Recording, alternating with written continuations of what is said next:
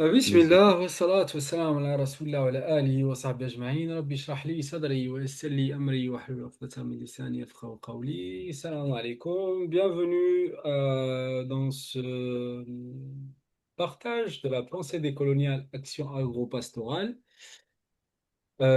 Du coup, c'est vrai qu'on a commencé par faire des partages autour de la thématique agro-pastorale pendant le mois de Ramadan, mais du coup, on avait fini sur l'épisode de l'artisanat, mais je voulais revenir quand même dessus, sur le dernier chapitre qu'on avait partagé. Voilà, je voulais le relire, bon, collectivement. Bon, on n'est pas forcément nombreux aujourd'hui, mais c'est pas grave en tout cas. Je voulais le relire, moi, d'un point de vue, d'un autre point de vue, on va dire. D'accord? Je voulais le réviser ensemble, qu'on le révise ensemble. Et l'idée, c'était de comprendre, en fait, que justement, quand on parle de l'action agro-pastorale, le complément le monde rural ou le monde agro-pastoral, c'était l'artisanat. Parce que là, dans l'étude de cas que l'on mène aujourd'hui, et pendant cette étude de cas qu'on a regardé ensemble, c'était particulièrement le cas du Maroc, d'accord, entre 1912 et 1936. Euh, et comment finalement, voilà, vraiment tout le tissu, pardon, agricole, tout le tissu rural s'est complètement décomposé par justement tout le processus colonial, mais du coup qui va vraiment impacter même l'espace urbain ou l'espace citadin, d'accord, bon, qui au Maroc n'était pas énorme parce que la majorité de la population était paysanne. Mais dans les centres urbains, par exemple, voilà, la ville de Fès, Meknès, Marrakech, Tanger, etc., les gens c'était des artisans. Il y avait, bon, quelques gens qui travaillaient dans l'administratif, dans le diwan, etc. Euh, mais voilà, les personnes des centres urbains, des citadins, étaient des artisans. Effectivement, lorsqu'on coupe le monde rural de sa dynamique, le complément du monde rural qui est l'artisanat, lui aussi va souffrir et on va le voir ensemble vraiment aujourd'hui. Et c'est pour ça que lorsqu'on parle de pensée décoloniale, action agropastorale, parce qu'on n'est pas juste dans une pensée décoloniale, voilà, un peu pipeau de parler pour dire oui, non, vraiment, on essaye de comprendre comment est-ce que vivait le monde traditionnel avant colonisation. Et quand on parle de colonisation, encore une fois, je répète, c'est vraiment la colonisation industrielle, d'accord? Pour moi, ce n'est pas une colonisation identitaire. La colonisation identitaire est une forme, mais en tout cas, celle vraiment qui va primer, c'est la colonisation industrielle, d'accord? Vraiment, lorsque la révolution industrielle va d'abord déchiqueter et détruire les ruraux ruraux ou rural, enfin, je sais pas comment on dit, de l'Europe, particulièrement de la France, enfin, de l'Angleterre encore plus, etc. Cette révolution industrielle qui va vraiment faire que les paysans ne peuvent plus rester paysans et du coup se retrouvent dans un déplacement forcé vers les grandes métropoles industrielles à l'époque. C'est ça, c'est vraiment ça. C'est que le monde rural déjà européen a été colonisé par la révolution industrielle avant d'aller exporter de ce mode de destruction ailleurs dans le monde. Et là, dans notre cas, là qu'on étudie, pour notre étude des cas, c'est celui du Maroc. Et donc, ce qui est dit, voilà, dans la thèse qu'on découvre ensemble, c'est que l'artisanat, donc le titre, c'est le déclin de l'artisanat, d'accord? C'est ça le titre, le déclin de l'artisanat. L'artisanat urbain s'est rendu inadapté par l'introduction du monde marchand, d'accord? Le monde marchand, c'est le monde capitaliste. Celui-ci, en s'emparant de l'économie rurale, rend inadéquat l'artisanat qui perd son complément. Parce que l'artisanat, voilà, l'économie rurale est le complément de l'artisan ou de l'artisanat de manière générale. Le changement, déjà, comment ça se lit? Le changement des habitudes vestimentaires perceptibles à partir des années 20 au Maroc est un indicateur de la tendance de l'uniformisation du monde de consommation. D'accord? C'est que les gens maintenant, ils vont tous s'habiller pareil. Forcément, lorsque vous êtes de la catégorie de la classe ouvrière, lorsqu'il y aura naissance du prolétariat, le prolétariat va vraiment s'habiller de la même manière. Alors que enfin, comme on va le voir, Alors que traditionnellement, les gens étaient habillés différemment selon bah, la vallée, selon la région, selon voilà quelqu'un qui venait du Souss par exemple, c'était pas quelqu'un qui venait du Rif, c'était pas quelqu'un qui venait du Sahara, c'était chacun avait vraiment sa djellaba, sa tenue vestimentaire, etc. qui le caractérisait. Et comme je vous disais, même dans les vallées, c'est-à-dire que le jour du marché, par exemple, bah, tu voyais vraiment bah, différents types de personnes habillées différemment, etc. Alors que là, on a un prolétariat, la classe ouvrière, bah, tout le monde s'habille pareil. D'accord? Et ce qui marque vraiment cette tendance-là, c'est que c'est des habits à bas prix. On va voir comment vraiment euh,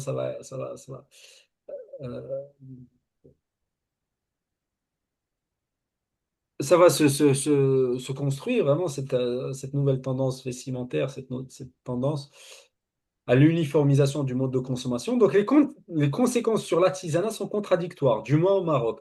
Certains métiers disparaissent, d'autres périclitent et d'autres s'adaptent. D'accord? Mais beaucoup disparaissent en tout cas. Et pourquoi? C'est du fait même de la concurrence des produits étrangers nouveaux est un facteur. La concurrence des produits étrangers nouveaux est un facteur du déclin de l'artisanat. Cette concurrence est d'autant plus vive et agressive que le régime douanier est très lâche. Il est basé sur le système, entre guillemets, dit de la porte ouverte. D'accord? Donc le régime douanier que la colonisation va mettre en place, ça va être la porte ouverte. Alors que, voilà, avant, bah, les gens, aujourd'hui, on fait appel à la consommation locale, à la consommation du local, etc.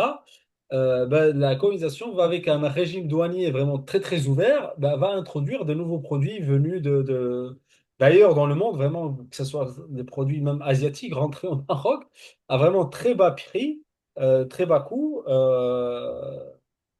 parce que c'était des produits manufacturés de manière industrielle, ben, du coup, l'artisan ne pouvait plus faire face à ce marché-là, ce nouveau marché.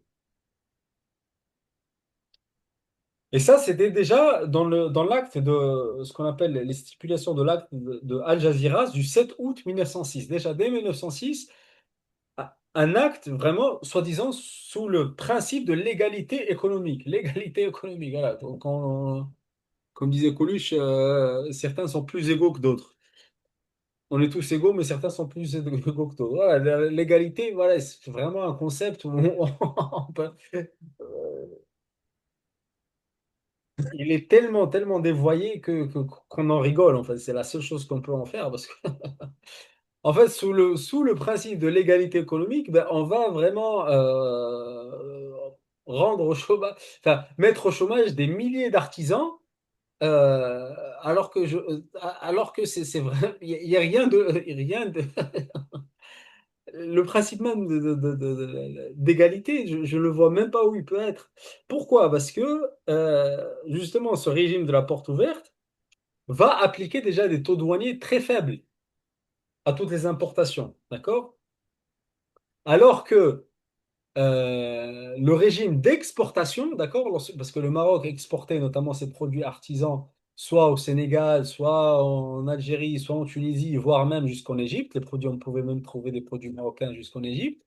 Ben, ces produits marocains la taxe douanière était, elle, quintuplée, enfin, je me rappelle plus de combien est le nom, mais du coup, vraiment, voilà, les entrées sont une taxe douanière très faible, alors que l'export, lui, il est taxé comme pas possible. D'accord? Donc, appelez ça, vraiment, c'est là où on voit le-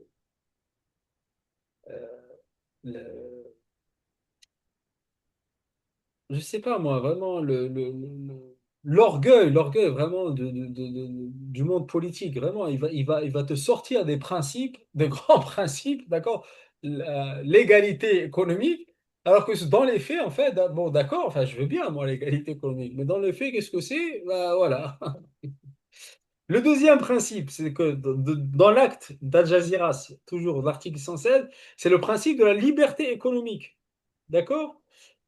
Et ça, ce principe de liberté économique,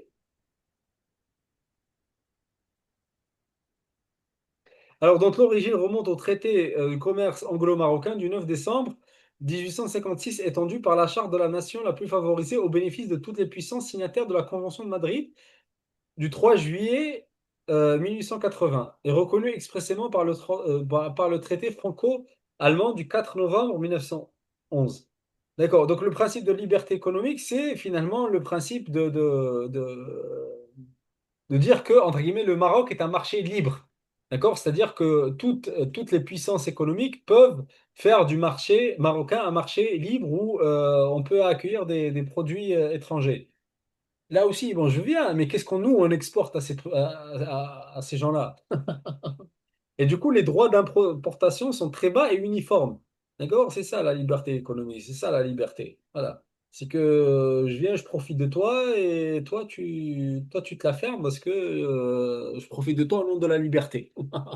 C'est vraiment ça, vraiment, quand on regarde les choses. Euh, donc, les conséquences de ce régime douanier pour l'artisanat sont très lourdes. Le régime douanier permet aux importateurs de pratiquer un prix très bas sur les marchés marocains et l'artisan ne pourra défier la concurrence de ses produits de nouveaux prix. Pourquoi? Parce que, donc là, c'est André Adam, du coup, qui est cité, André Adam, du coup, qui dit, la crise de l'artisanat traditionnel ne paraît pas en voie d'être résolue.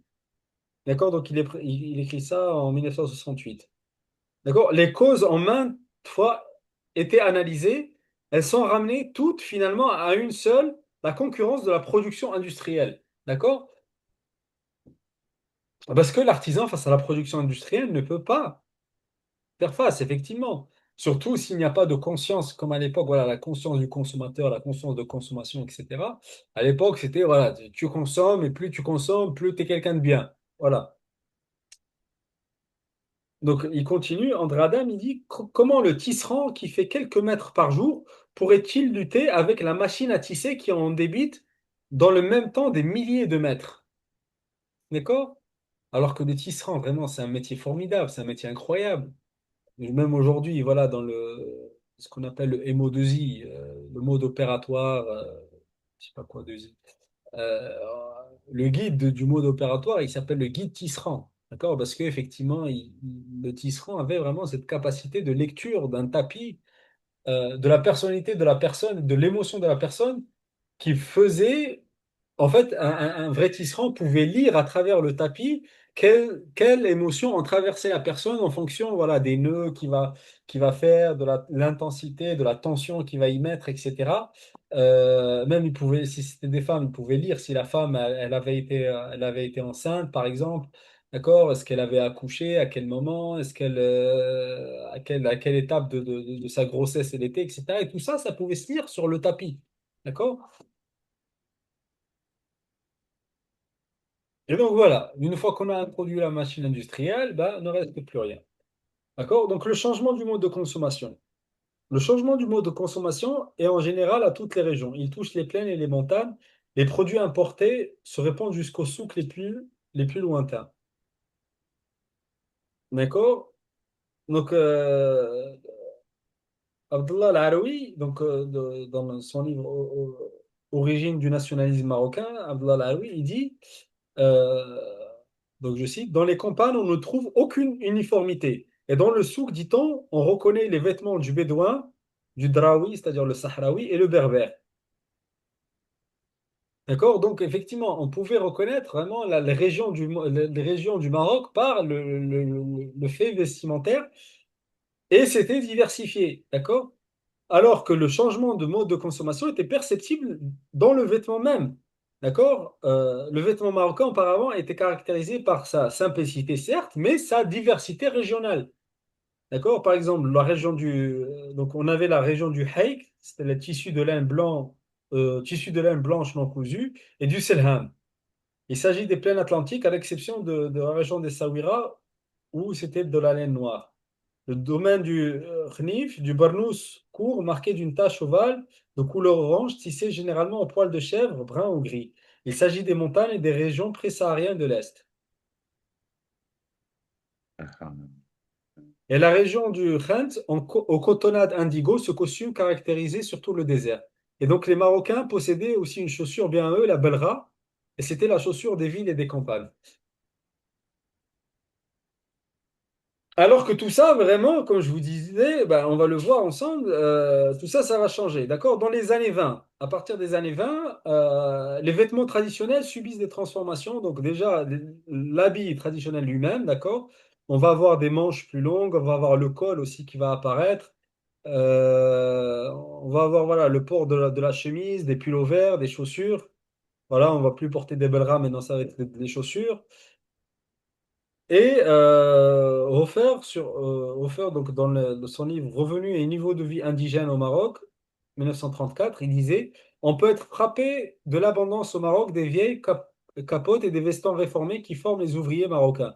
Effet réformé, vieux, effet importé, vêtements usagés de la colonie européenne. Donc voilà, vous voyez, donc on réformait nos propres vêtements, voilà, pour être entre guillemets un peu plus à la mode, ou alors vraiment, on portait les vêtements usagés que donnait la colonie européenne.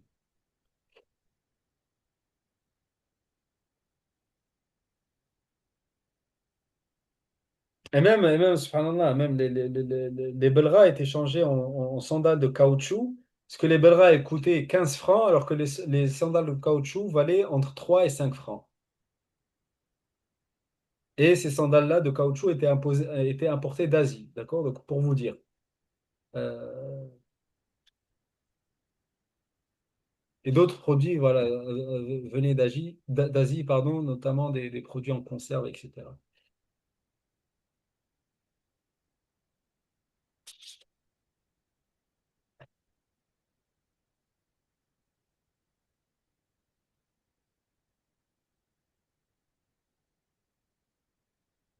Et donc voilà, on commence à porter les chemises, les pullovers, etc. Et surtout, c'était acheté par les paysans et les ouvriers chez les fripiers. Donc voilà, les choses bas de gamme que la colonie voulait bien nous laisser.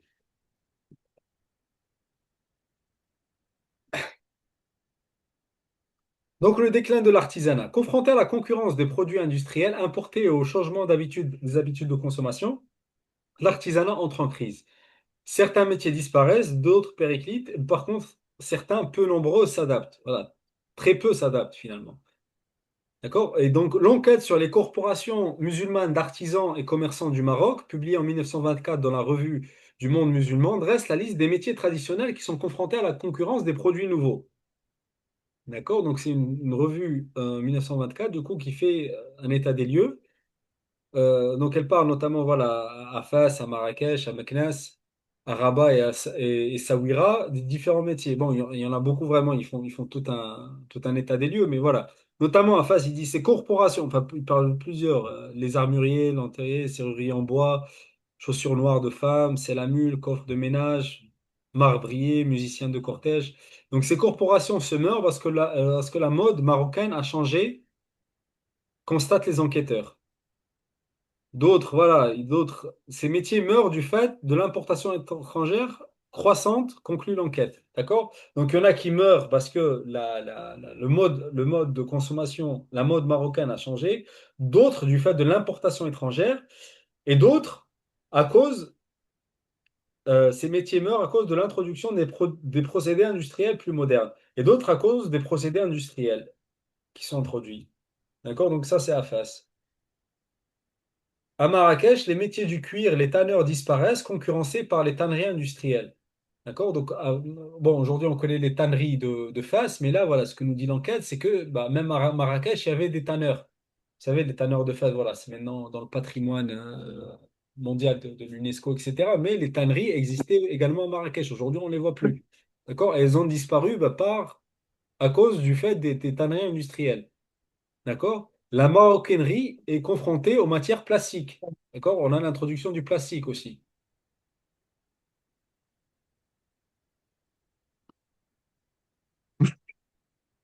Et on avait aussi des tanneurs. À Rabat aussi, on constate la décadence des tanneurs, des cordonniers, des tisserands, des maçons, des armuriers. En tout cas, voilà, vous voyez que voilà, cette revue va nous exposer, va nous faire un état des lieux en 1924 de la situation artisanale. Et du coup, aux deux causes mentionnées de la crise de l'artisanat urbain au Maroc s'ajoutent les difficultés nouvelles d'exporter. Les produits de l'artisanat de Fès, notamment la belra et les chachia, les chachia c'est les couvre-chefs, étaient exportés en Algérie, en Tunisie, au Sénégal et même en Égypte. Ces pays importateurs instaurent des droits de douane, d'accord? Par exemple, au Sénégal, qui était en 1934 était colonie française également, enfin c'était l'Afrique de l'Ouest, institue des taxes de 8,5, 8, non, 8 francs 50 par paire de belras. D'accord? Donc une taxe de 8 francs 50 par paire de belras. Alors que vous voyez que lorsque les sandales de caoutchouc rentraient au Maroc, elles coûtaient au total 3 francs. Alors que un produit marocain, juste pour qu'il soit exporté, juste en termes de produits, juste en termes de taxes douanières, il coûtait 8 euros, 8 francs 50. D'accord? À ces taxes s'ajoutait le prix du transport qui s'élevait à 15 francs. D'accord? Donc 15 francs pour le prix du transport. Ensuite, les taxes douanières. Ensuite, bah, ce que l'artisan va gagner. Donc, tous ces frais joints à la concurrence des produits industriels sur les marchés extérieurs fermaient les débouchés extérieurs traditionnels de l'artisanat marocain. L'évolution démographique des villes traditionnelles et des villes où se localise presque tout l'artisanat démontre le déclin de celui-ci. Donc, effectivement, on a le taux de croissance entre 1926 et 1931.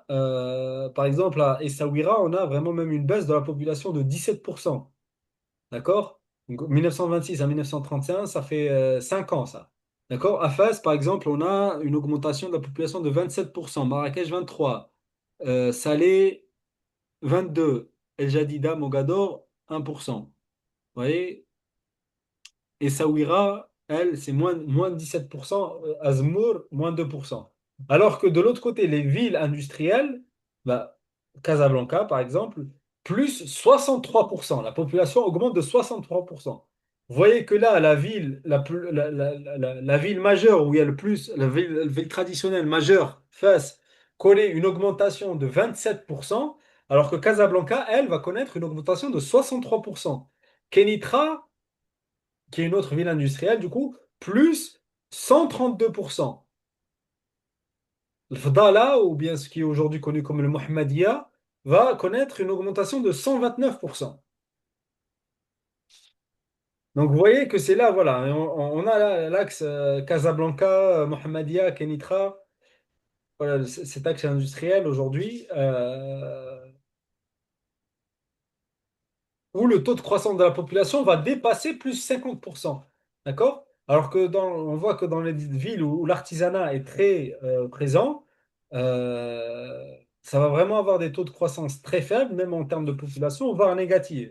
Voilà, comme Essaouira, par exemple. Donc, vous voyez que, effectivement, avec le déclin de l'artisanat, bah, on a l'industrie qui va vraiment donner un coup de massue à l'artisanat. Elle ne pourra pas se relever face à vraiment la concurrence industrielle. Mais du coup, qu'est-ce qui se passe? Bah, comme les paysans bah, émigraient vers les villes bah, pour pouvoir devenir ouvriers, pour pouvoir travailler dans les usines, bah, ça va être la même tendance aussi pour les artisans. Ils vont fermer leurs ateliers. Euh, Aussi en termes de débouchés, aussi en termes Avant, un artisan, c'était ce qu'on appelait un ma'alem. Et le ma'alem, lui, bah, du coup, il transmettait aussi son savoir et son savoir-faire à des disciples, d'accord? À des disciples, à des stagiaires. Mais du coup, les gens, maintenant, bah, ils vont préférer envoyer leurs enfants dans les villes pour que, voilà, dans des villes, soi-disant, ils trouvent plus d'opportunités, entre guillemets. Bon, on voit ce que ça a donné, les grandes villes aujourd'hui. Euh, Au lieu de, voilà, bah, les envoyer bah, chez le Ma'allem pour que, voilà, ils apprennent peut-être un petit métier qui n'aura, selon eux, pas d'avenir. Donc voilà, voilà toute la tragédie de l'artisanat en tout cas. Et aujourd'hui, vraiment, voilà, on voit les effets, bah, clairement, voilà, c'est même pas on les voit, mais on les subit clairement les effets du monde industriel et de cette révolution industrielle, ou cette inversion, c'est pas une révolution, c'est une inversion industrielle. Euh, donc nous, vraiment, à l'USE, on invite les gens à redécouvrir l'artisanat parce que c'est l'industrie qui nous a précipité vraiment dans ce gouffre, vraiment, dans ce gouffre où on a l'impression que est-ce on va pouvoir s'en sortir ou pas, Allahu a'lam. Voilà. Euh, donc voilà, redécouvrir les métiers de l'artisanat, redécouvrir vraiment le métier artisan. Et au-delà de ça, parce que nous, on est l'ESE, on est l'éthique spirituelle de l'entreprise. Parce que l'artisan, comme j'ai expliqué dans le message, c'est que l'artisan, vraiment, lorsqu'il donne de sa personne, lorsqu'il donne de sa créativité, il s'ouvre à un espace, il s'ouvre à un espace de créativité, il s'ouvre à une dimension en lui, il s'ouvre à une concentration qui lui offre vraiment une vision des choses, un alignement, une discipline. Alors que la machine industrielle, elle va vraiment constamment te stresser, elle va constamment, voilà, tu devras tout le temps t'adapter à la machine, tout le temps t'adapter au rythme de la machine, tout le temps être dans une quête de performance, tout le temps être dans une quête de toujours vouloir faire plus vite, toujours, voilà, être attentive à ce que on produise le plus vite possible, etc. Euh, du coup, l'espace de créativité n'est plus là, d'accord? L'espace d'apprentissage, le réel apprentissage n'est plus là. D'accord? Donc voilà, bah, en tout cas, voilà le partage que je voulais vous faire. Bah, حفظكم الله رعاكم الله استودعكم الله لا تضيع ودائعه والسلام عليكم ورحمة الله وبركاته سبحان ربك رب العزة عما يصفون وسلام على المرسلين والحمد لله رب العالمين. Que Dieu vous protège, Inch'Allah, que Dieu vous bénisse et je vous dis à une prochaine rencontre. Salam alaikum wa rahmatullah.